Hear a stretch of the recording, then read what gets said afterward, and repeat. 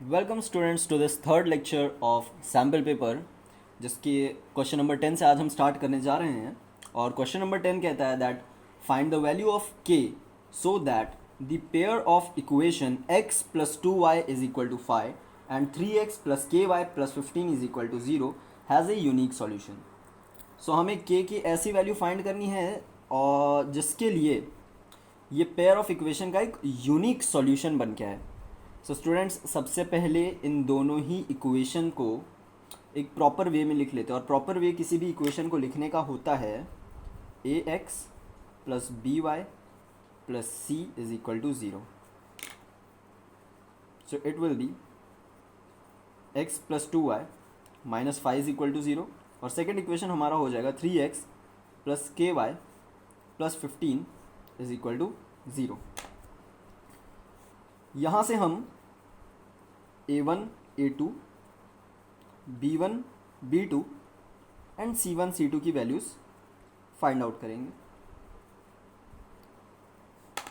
So comparing this both equation with this we get that a1 यानी x का coefficient जो रहेगा वो a रहेगा। और क्योंकि ये फर्स्ट इक्वेशन की बात हो रही है तो हम अज्यूम कर लेते हैं कि ये a1 है। तो a1 is equal to 1, b1 is equal to 2, c1 is equal to minus का 5। Similarly a2 is equal to 3, b2 is equal to k and c2 is equal to 15। Students, एक चीज़ ध्यान में रखिएगा कि ऐसे 3 क्वेश्चन एक्चुअली बनते हैं। एक बनता है यूनिक सॉल्यूशन के लिए, जो कि अभी हम सॉल्व करने जा रहे हैं। एक बनता है वन सॉल्यूशन के लिए और एक बनता है इनफाइनाइट नंबर ऑफ सॉल्यूशंस के लिए। सो तीनों के अपने अपने इंडिविजुअल केसेस हैं।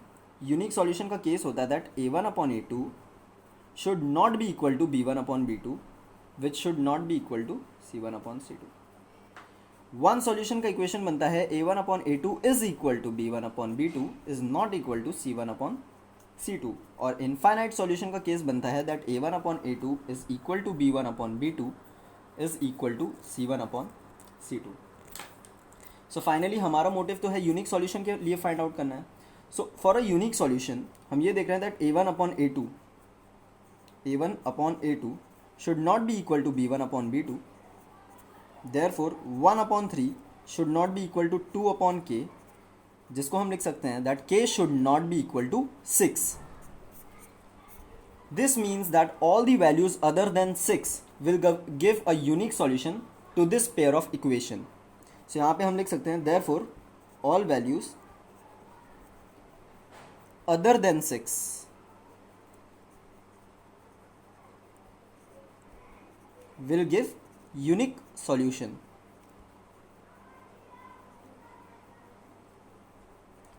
सो हमने क्या किया, दोनों ही इक्वेशन को एक प्रॉपर वे में लिख लिया है। a1 a2 की सारे कोफिशिएंट्स की वैल्यू फाइंड कर ली है। यूनिक सॉल्यूशन के लिए हमारी कंडीशन होती है that a1 upon a2 should not be equal to b1 upon b2। उसमें इनकी वैल्यूज रख दी and we got that k should not be equal to 6। Moving on to our next question. Next question हमारा कह रहा है the larger of two supplementary angles exceed the smaller one by 18 degree, find the angles. So हमें यहाँ पे दो angles दिए गए हैं। Let us assume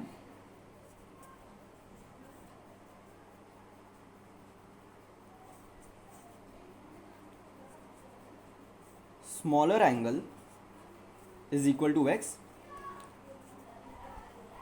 therefore larger angle is equal to the larger of two supplementary angle exceed the smaller one by 18 degree।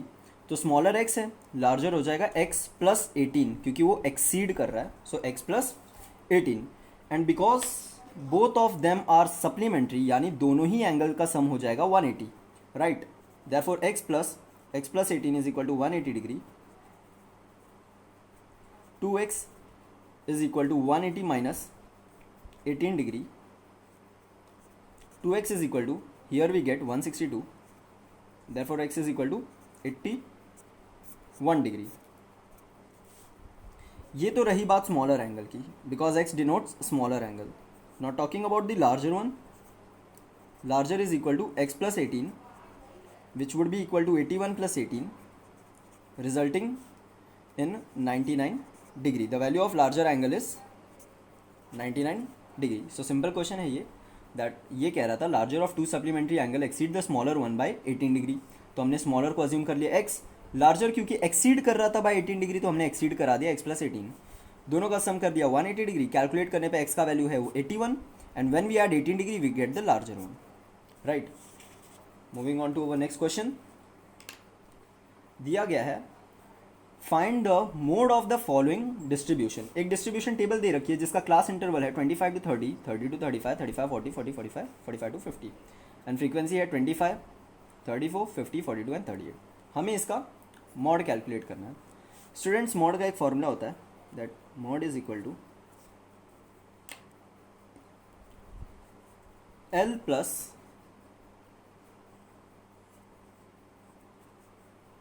F1 minus F0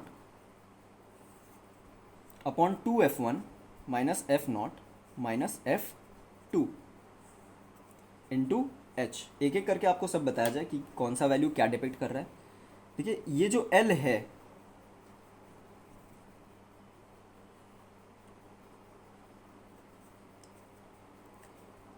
L depict कर रहा है starting interval of highest frequency. Highest frequency कौन है? 50, और 50 का starting interval है 35.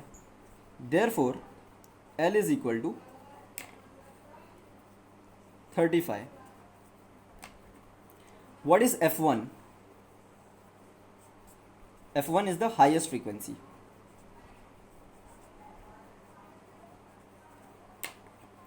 Highest frequency हमारे लिए 50 है. Therefore, F1 is equal to 50. अब बात करते हैं F0 और F2 की. इसको F0 भी आप बोल सकते हैं, नो प्रॉब्लम. F0 हमेशा वो फ्रीक्वेंसी होती है जो हाईएस्ट फ्रीक्वेंसी के जस्ट लेफ्ट साइड पे हो. हाईएस्ट फ्रीक्वेंसी के जस्ट लेफ्ट साइड पे हो या बिफोर दी हाईएस्ट फ्रीक्वेंसी. इसीलिए इसको F1 बोला गया है और इसको F0 because 0 comes before 1, right. So F0 हो जाएगा 34. सिमिलरली F2 बोला गया है तो F1 के बाद वाला frequency that is 42. So F0, F1, F2. Highest frequency को हम F1 लेट कर लेते हैं और F0 और F2 वहीं से हमें पता चल जाता है. F2 हो गया 42. सो सिंपली इन वैल्यूज़ को हम रखेंगे. और हाँ, one more thing, what is H? क्योंकि H भी दे रखा है. सो ये होता है डिफरेंस इन क्लास इंटरवल. देख रहे हैं 25 टू 35 का डिफरेंस है, यहाँ पे भी 5 का डिफरेंस है. देयरफॉर H का वैल्यू हो जाएगा 5. हर जगह 5 का डिफरेंस है, right. So what is mode? Mode is equal to L plus F1 minus F0 upon 2F1 minus F0 minus F2 into H. सबकी वैल्यूज एक एक करके पुट करते हैं. L का वैल्यू है 35, ओके गुड, प्लस F1 दिया हुआ है 50, F0 दिया गया है 34, 2F1 यानी कि 100 माइनस 34 माइनस F2 दे रखा है 42 into 5. 35 plus 50 minus 34 we get 16 और यहाँ पे we get 100 minus 76 into 5. Further solve करने पर हमें मिलेगा 35 plus 16 upon it would be 24 into 5, right. थोड़ा सा आगे बढ़ते हैं. We will get 35 plus 8 2s are 16, 8 3s are 24. It would be 10 upon 3. Further solve करने पे 10 अपॉन 3 का वैल्यू होता है 3.33, right. 10 upon 3 is equal to 3.33. जब उसको 35 में ऐड करेंगे we will get 38.33. Therefore mode is equal to 38.33। Simply हमने क्या स्टूडेंट्स हमने क्या किया इस क्वेश्चन में, find the mode of the following distribution question दिया गया था, हमने उसका फॉर्मूला लिखा। हर क्वेश्चन में आप फॉर्मूला ज़रूर लिखेंगे और उसके बाद फॉर्मूले में कौन सा सिंबल या कौन सा टर्म क्या डिपिक्ट कर रहा है, राइट, क्या डिपिक्ट कर रहा है, उसकी क्या वैल्यू है, उसकी क्या वैल्यू है वो आपको यहाँ पे लिखना है, राइट। उसके बाद आप वापस से उस फॉर्मूले को लिखेंगे, सारी वैल्यूज़ को उतार देंगे। ऐसे में क्या होगा कि जब आप एक एक करके सारी वैल्यूज़ को लिख लेंगे, नेविगेट करने में कोई प्रॉब्लम नहीं होगी, आपकी कैलकुलेशन में मिस्टेक होने का चांस बहुत ही कम हो जाता है। मोस्ट ऑफ द स्टूडेंट्स अपना हाफ मार्क्स या 1 मार्क्स इसी चक्कर में गवा देते हैं कि उनका कैलकुलेशन मिस्टेक हो गया। सो पहले हमेशा फॉर्मूला लिखेंगे, हर एक टर्म का वैल्यू लिखेंगे और आराम से उसका कैलकुलेशन कर लेंगे, राइट। हमने भी यही किया, मॉड की सारी वैल्यूज़ पुट कर दी, कैलकुलेट कर लिया और finally we got the answer 38.33। So हमारा नेक्स्ट क्वेश्चन है, prove that 2 + 5√3 is an irrational number given that √3 is an irrational number। ये एक बहुत इंपॉर्टेंट क्वेश्चन है स्टूडेंट्स, इसके आने के चांस बहुत हाई हैं। हर साल एक क्वेश्चन ऐसा ज़रूर रखा आता है, आइदर क्या हम बोलेंगे ये सेक्शन बी में, मोस्ट ऑफ द चांस ये है कि ये सेक्शन बी में पूछा जाए। सो ऑल टुगेदर हमें ये प्रूफ करना है कि 2 + 5√3 is an irrational number, right. सबसे पहले हम ये अज्यूम कर लेते हैं that 2 + 5√3 is a rational number. तो सॉल्यूशन में हम लिखेंगे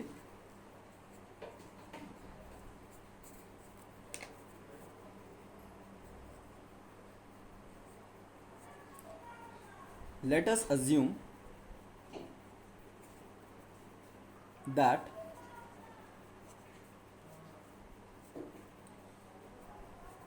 2 + 5√3 is a rational number।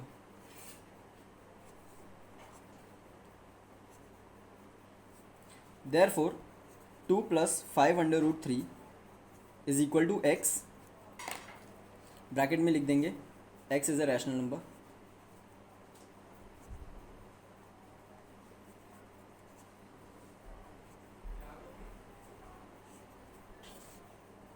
Next 5√3 could be written as x - 2, √3 can be written as x - 2/5। सो यहाँ पे हम एक कॉन्ट्राडिक्टरी फैक्ट देख रहे हैं स्टूडेंट्स, अभी बताते हैं ये क्या चीज़ है। We see that √3 is purely an irrational number और this one is purely a rational number. Now students क्या हो गया, here we have proved that irrational number is equal to rational number, right, but what the fact is, it is a contradiction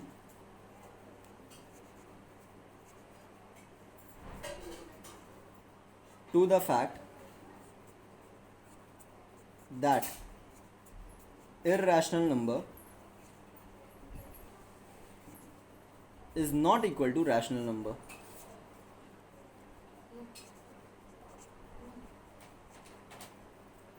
Therefore 2 + 5√3 is an irrational number।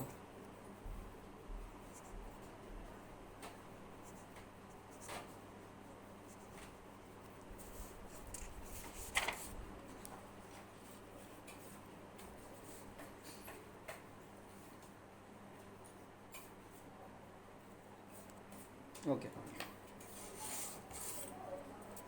So students हमारा next question है, diagonals of A trapezium PQRS intersect each other at a point O।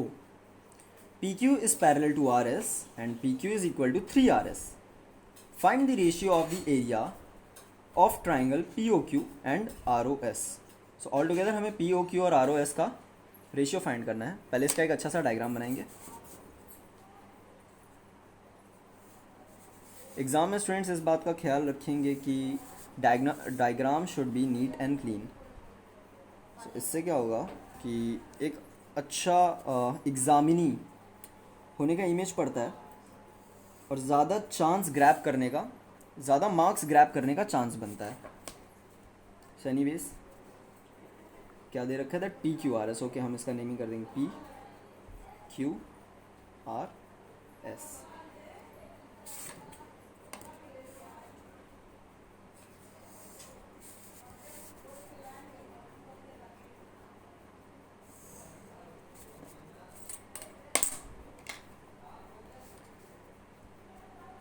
So find the ratio of the area of triangle POQ, POQROS. एक ये triangle और ये triangle, ये दो triangle पहले हम सिमिलर प्रूफ करेंगे. So in triangle POQ and triangle ROS, see RS is parallel to PQ as given in the question, therefore angle P will be equal to angle Q. I'm sorry, it is angle R. Angle P will be equal to angle R. Also angle Q will be equal to angle S. Angle Q will be equal to angle S. The reason being alternate interior angles. So in this manner we have proved that triangle POQ is similar triangle ROS by angle similarity.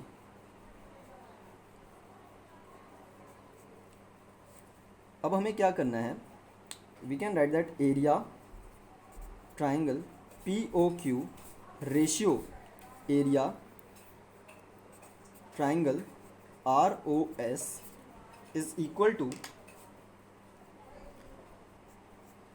the square of the ratio of PQ and RS, sides of a triangle POQ and triangle ROS respectively. यानी कि POQ और ROS का जो ratio होगा वो square होगा side PQ के और RS के. राइट. गिवन क्या है, हमें ये दे रखा है that PQ is equal to 3RS, और it can be written as PQ upon RS is equal to 3/1. Right. हम वैल्यू रिप्लेस कर देंगे. देयरफॉर 3/1 का square is equal to 9/1. Area triangle POQ upon triangle ROS.